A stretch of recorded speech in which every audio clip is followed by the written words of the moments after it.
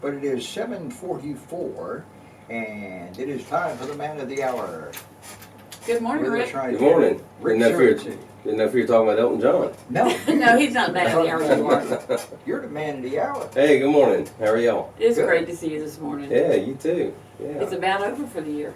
Wow. Yeah, it's amazing. It's May and school's out in May. Yeah. Last day of the month, school's out. It's unbelievable. And it's been a pretty good year. It really has, yeah, for the most part. Yeah, I think that, everybody's got problems sometimes, but I think overall it's been a good year.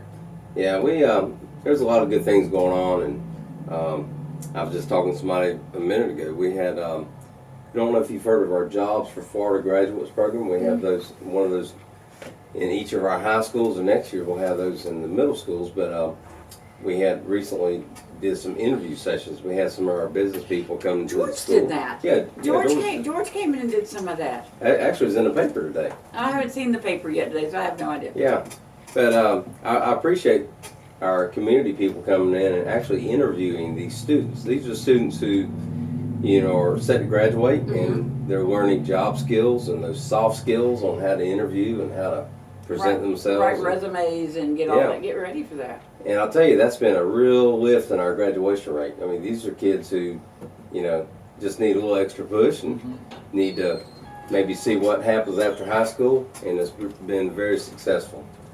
And as a matter of fact, I found out yesterday that we're actually going to be presenting at a national conference in July down in Orlando about our Jobs for Florida Graduates program. So we're getting national-wide attention, so I'm really proud of that. Super. Where do we stand with the VOTEC programs? Well, I know you've been trying to add to and to continue that. Well, thank you for asking. Yeah, we are off and running. You know, we have our welding in all three of the comprehensive high schools. We have ag. We have our advanced manufacturing. You've got culinary. The culinary, right? We just found out the legislature approved, pending the governor's signature, a appropriation to fund our public service academy, which would help students get jobs in firefighting, EMT, law enforcement, 911 operator, and that type of thing. I mean, those are some things that are in big demand, you know. Yes, they really, I think especially the first responders and the firefighters are really in demand. Yeah, yeah.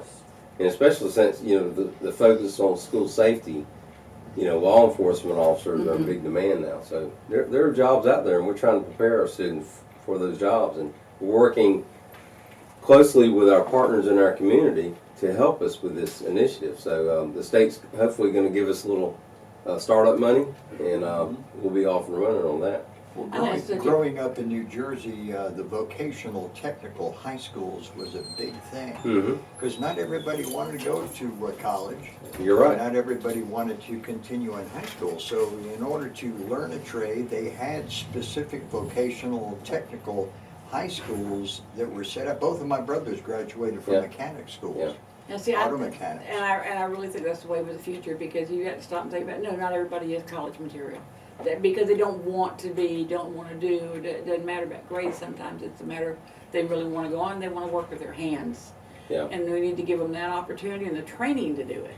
Well, we think of the old vocational as, you know, just hands-on kind of stuff, but really It's a lot of it's computerized now. It's very highly technical, takes a lot of reading skills, you know, reading manuals and that type of thing. And, you know, it's like with our advanced manufacturing, that is a highly skilled you know, career, and it's a high demand, high wage. I mean, these kids can make a lot of money in a short amount of time. Well, like auto mechanics, it's not your old points and plugs and condenser anymore. No, we would call it shade tree mechanics, which it's not, because everything's computerized, and you have to learn how to do all of that and to read it.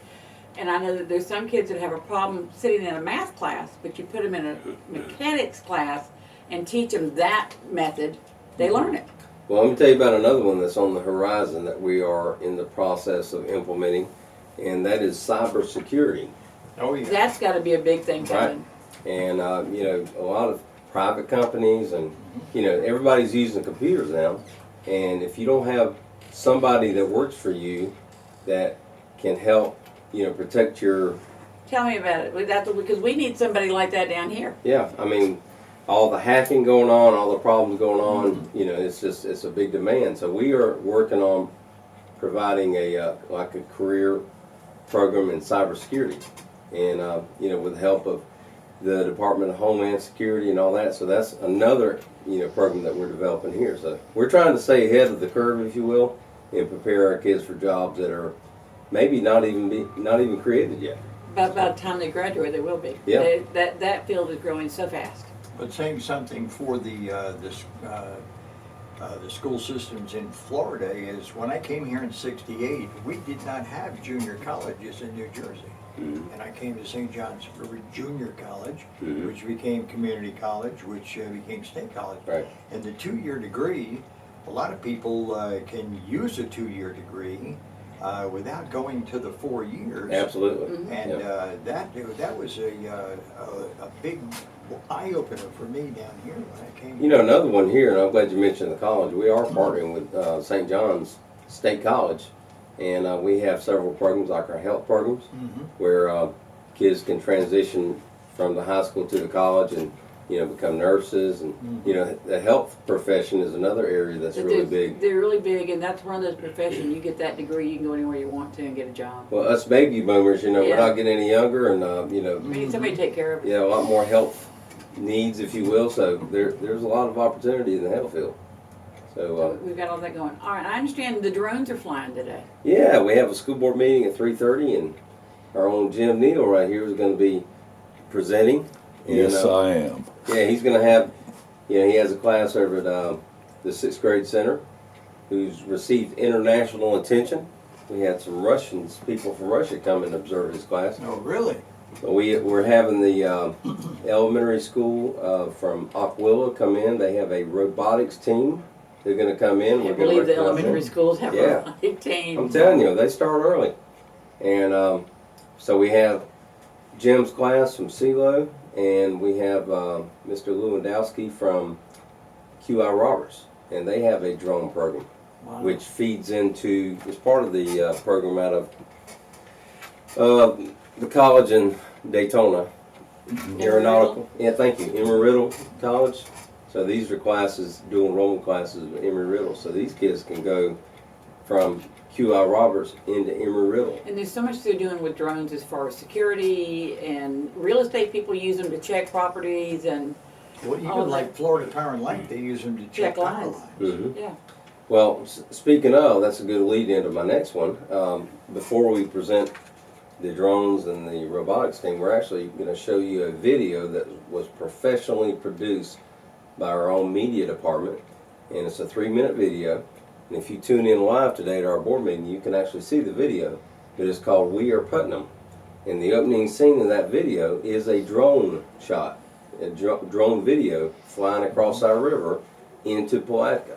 Wow. But it actually, we include a lot of people from around the community, and it's really just telling the story of Putnam County and, you know, the direction we're moving, and it should be a really exciting video. We'll have that available to the public probably tomorrow on our Facebook page. That'll be great. All right. I mean, it's just, I forget how many, but a bunch of different segments. You know, no talking heads, if Yeah. you will. It's just a lot There's of a lot action. of action, a lot of Shows a video. lot of scenes around the county. It just talks Right. about how great Putnam County is. And it is a great place to raise your kids. I can't Yeah. tell you that enough. But it just talks about the really cool part of the video is talking about how kids want to be, you know, they talk about the different careers they want to be when they graduate. And then towards the end of the video, we have different people from around the community say, I'm the class of Yeah. so-and-so, and they're standing with the kid, Wow. or with the student, and it just shows that transition. We have- There's a lot of that going on, and it amazes me as we get out into watching our grandkids get out into the work world and what they're doing and what they're learning and all of that. So Well, speaking of that, we also, next month, I think I talked to you about our Product at Putnam initiative, where we've had over 100 nominations in different career fields, where people who have gone to school in Putnam County, who have graduated and who are working or volunteering in our county right now. So we're going to be honoring about 7 or 8 different people who aren't necessarily right out of high school. Some of them could be, you know, older citizens, if you will, but they graduated from Putnam County and they're giving back. So we're going to recognize them in June, and that should be really interesting. It will to hear be their interesting. stories. I'd like to be there for that meeting and see Yeah. that. We got anything else we need to cover? There's so many There's so much things. stuff going on. It is. It's a good thing. And just because school lets out in May doesn't mean it stopped. Y'all will work hard all summer long. Summer is actually one of the busiest times for us. That's when we're gearing up for the next year. So While you're planning. All the planning Yeah, and getting yeah. ready and making sure the grants are in and all of that. yeah, yeah. We don't stop too long. We might take a break every now and then, but we're gearing up for next year. And I guess we need to remind them you do go to a 4-day week in June. That's correct. Yep. So don't count on them on Fridays because they're all working 10, 12, 14 hours a day, Monday through Thursday. Yeah, trying to save a little energy and let people have some time, those long weekends home with their family for our 12-month employees. So yeah, thanks for reminding everybody. So Good deal. do that. I If you think knock on the door on Friday, there may not be anybody may there. not be anybody there, or if they're there, they're probably in their shorts going, I'm not supposed to be here, what can I do for you? Just a janitor. Yeah, some people work Fridays anyway, but Yeah, they don't yeah. have to. All right, we appreciate you coming in. Good seeing y'all. Always good to see you. All right, see you in a couple weeks. Okay. It is 7:55 now. See you.